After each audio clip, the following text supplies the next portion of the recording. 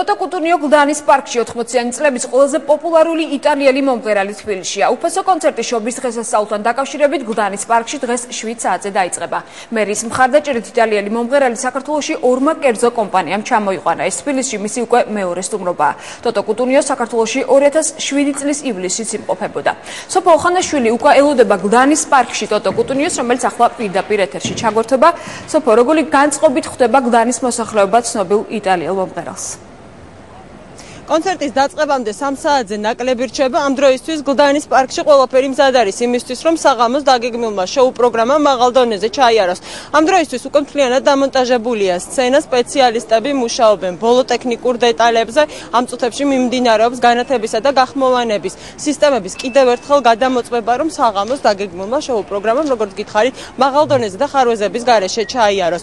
პროგრამა იქნება 2 საათის განმავლობაში გაგრძელდება. კონცერტს გახსნის ქართული ანსამბლი ალილო, ამის შემდეგ კი სცენა დაეთმობა სპეციალურად შოუბისთვის მოწვეულ იტალიელ შემსრულებელს ტოტო კუტუნიოს, რომელიც გლდანის პარკში მოსული სტუმრებისთვის შეასრულებს როგორც ნაცნობ სიმღერებს, ასევე ახალ მელოდიებსაც.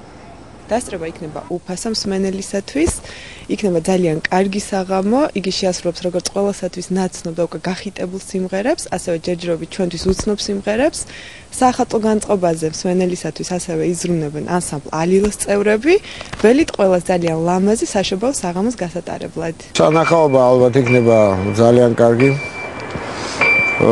სცენა უკვე გამზადებულია და მიდის აპარატურის ტესტირება, რომ ჩავატაროთ კონცერტი კაი მაღალ დონეზე.